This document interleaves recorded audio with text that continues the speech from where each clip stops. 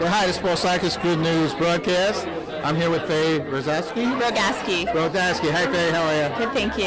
Actually, I'm meeting Faye from actually seeing a article by Laura Graber in the New York Times about a Haitian event that your organization or friends of you were creating this past weekend. What was that about? Yes, it's actually called Divalicious Moms, a very large organization in New York City with a lot of spectacular mothers, a great following of mothers that really participate and come together for nonprofit events such as this fundraiser for Haiti.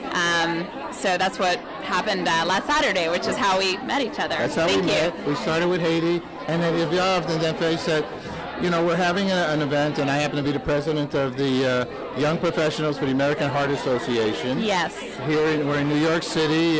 Where are we? We're at a restaurant, too. Yes, we're at Agua Dulce, which is a spectacular pan-Latin restaurant, one of my favorites, my favorite restaurant in New York City. Yeah. And they donated the space to us this evening. We have a drink special. It's a pomegranate, the heart-healthy pomegranate caipirinha. Excuse my Spanish accent there. Very well. But yes, they hosted us this evening, and we're here on 9th Avenue between 53rd and 54th Streets. All right, that's all good news. So tell us about the American Heart Association, and then we're going to speak to some representatives from the Heart Association, and then we're going to also speak to some survivors of heart concerns. Yes. Actually, Paul, I'm a survivor. I had a stroke when I was 29. I'm still 29. No, I'm not 29.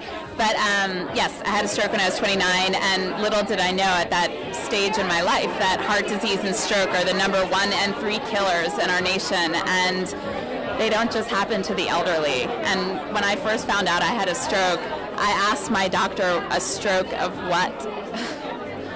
Wow. So little do we know. We here collectively are the face of heart disease and stroke, and we continually raise awareness of the fact that, like I said, it's not something that just happens to the elderly.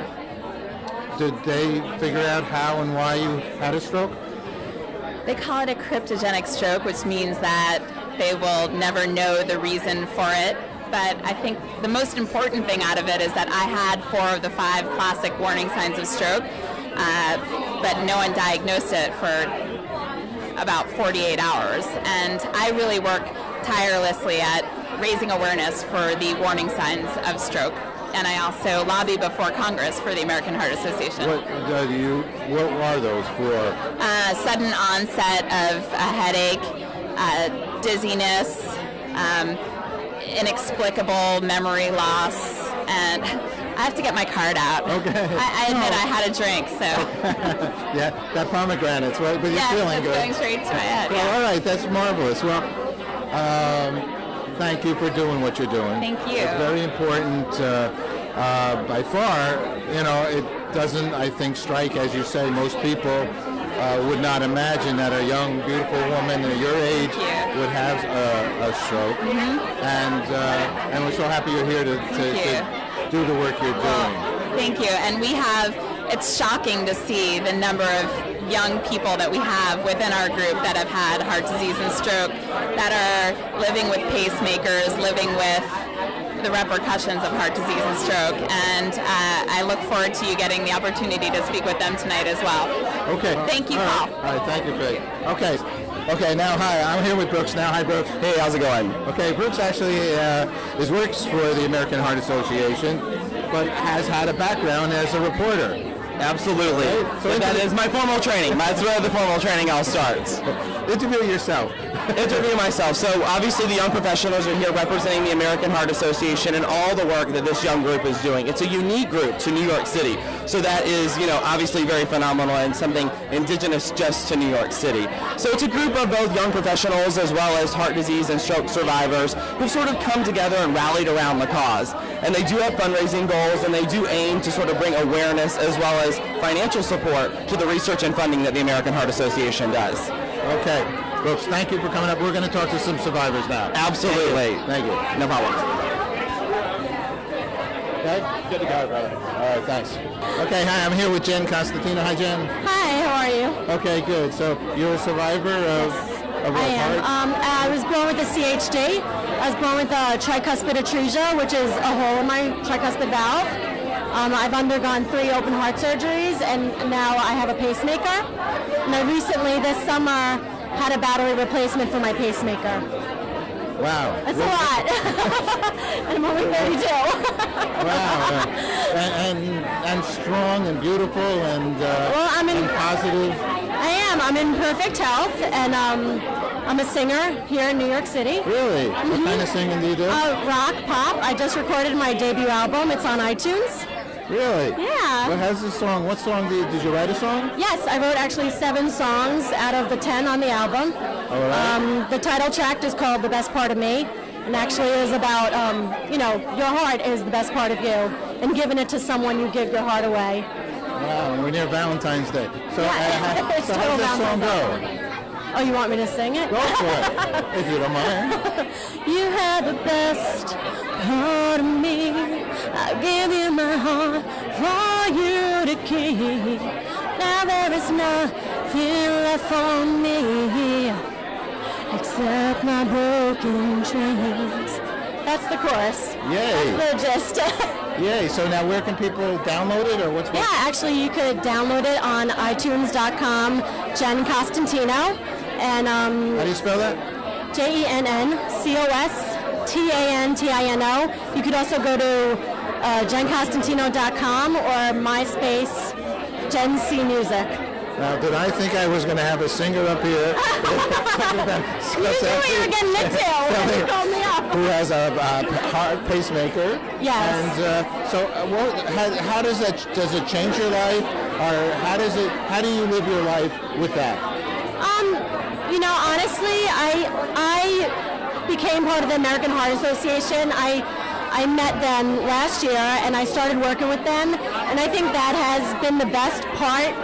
It's been the best thing for me in order to grow with my condition, and because there's so many other women that have problems. They've had strokes and they've survived heart transplants, and you really see, every person has something.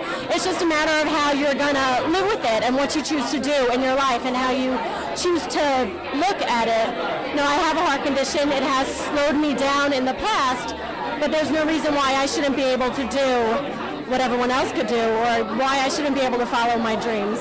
And what do you say to those others out there who might be young and have had a heart problem? Well, I have a website where I speak to a lot of teenagers or parents that have children born with CHD, and they ask me a lot of questions like, can you fly? Can you, go swimming? A lot of things they really wouldn't think that someone with a congenital heart disease could do.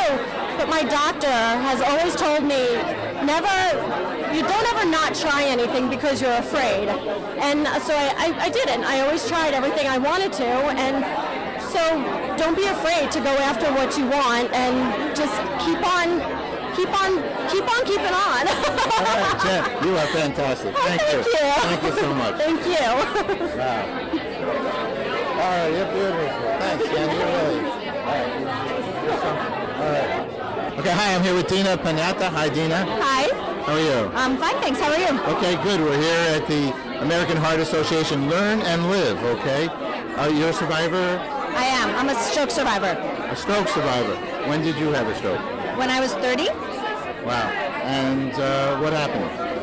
I was sitting in a classroom, and all of a sudden I couldn't speak clearly, and I couldn't move my left arm, and I really couldn't control the movement in my left leg.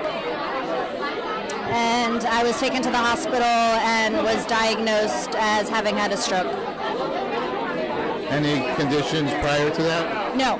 I had no risk factors, no family history. It turns out that I had a congenital heart defect that I wasn't aware of, so I had a hole in my heart. And the thought is that a clot broke off and traveled through the hole and then traveled to my brain. I had started on the pill several months prior. And started on what? On the birth control pill. Oh, okay. Yeah, and that causes increased coagulation of your blood, so that's what they thought happened in my instance. Wow. Yeah. So How have you lived with it now? Since then, you were in the hospital for some time? I was very fortunate in that my symptoms resolved fairly quickly. But I was in the hospital for 6 days and was on medication and continue to be on medication. But I had a procedure to close the hole in my heart about 4 years ago. And as a result of the stroke, I've become very active in increasing awareness, particularly among young people, because the thought is that it doesn't touch us. And really, stroke does not discriminate. So the face of stroke is my face, it's a 10-year-old's face, it's an 80-year-old's face. And what do you say to young people that might have gone through what you went through? That one should never give up hope, and one should spread the word and teach others, because so much of our country is not aware of stroke, although it's becoming much more prevalent. And it's very important to know the signs and symptoms, because brain equals time, and the longer that one goes without treatment, the worse the deficits will be. How about the support around you? What did you think of that? I was extremely fortunate in that I have a very strong, supportive family and friends, which is extremely important when you're going through something like this. And I actually run a stroke support group for young stroke survivors at NYU Medical Center, and it's so important to have the support not only of your family and friends, but of others that have gone through what you've gone through. Because to go through something like this at such a young age is not the same as going through it when you're in your 70s or 80s. You got a whole life ahead of you. Yeah, well, so does a 70 or 80-year-old has a life ahead, but what they're doing is very different than what a 20, 30, 40, 50-year-old is looking to do. So the issues are very different. Have you thought about life differently since that moment? Absolutely. And what do you think about it? Events like this put life into perspective. I mean, it's not something revolutionary. It's when someone has such a traumatic event happen in their lives, you evaluate things differently, and you realize what's really important. Thank you very much, Anne. Thank you. Thank you. Okay, hi, I'm here with Kate Coyne. Hi, Kate. Hi, nice to meet you. Nice to meet you as Thanks well. for being We're here. Thank you for, I think, helping to found this organization, the Young Professionals, right? Yes, absolutely. Tell us how that got started. Well, a couple of years ago, there were some very passionate volunteers about the importance of heart health, and we really wanted to kind of spread the message that heart disease is not something that just comes up mysteriously in your later years. It's really something that is a lifelong mission about, eating healthily, living a heart-healthy life, diet and exercise, and therapy if necessary when you're older and you have family history. But there were a lot of passionate volunteers, and we decided to formalize it, and we started the Young Professionals. I was the president of it for 2 years when it first began, and it's really grown and thrived, and it's just really exciting to see how many people we're being able to impact in the New York area. Now, you personally, do you have family members that were affected? What brought you to even be involved? Well, I think it's just a really great cause. It's the #1 killer of men and women in the U.S. And I personally was affected with grandparents losing their lives to heart disease. But more than just the family connection, I think that it's just something that it's really hard to walk down any street, be it New York or anywhere in the U.S., and not meet somebody that has been affected by heart disease. It's really hard to not hear those stories, and they're very powerful. And so what do you think about tonight? Tonight packed with people. It's just one further example of the success of this organization and how many people can really make a difference in awareness. And if we can just help every single person learn a little bit more about what they can do, I think that we can really hopefully change the statistic and not have it be the #1 heart killer in the U.S. All right. Thank you so much. Thank you very much. Thank you. Okay. Hi. Okay, Faye. We've spoken to some survivors, a volunteer, somebody from the American Heart Association, American Stroke Association. Learn and live. Great turnout. Are you happy with the evening? So happy. So happy. It's there's a lot of new faces here tonight, which means a lot to me, because that means that one more person might become aware of the fact that heart disease and stroke afflict younger people as well as older people. And we each need to know our numbers, which are a crucial part in prevention of heart disease and stroke. And our next meeting is on Monday, and we have doctors there that will be testing all the things that need to be tested to prevent heart disease and stroke. So when we say know our numbers, we're talking cholesterol, HDL, triglycerides, things that are very important. Everybody should know their number. Exactly. No matter what age. Exactly. Okay. All right. Well, thank you for inviting us down. Thank you for coming. Thank you. Good night. Okay. Paul Slakis from Good News Broadcast signing off here, and very wonderful group. A lot of people doing good things. Thank you.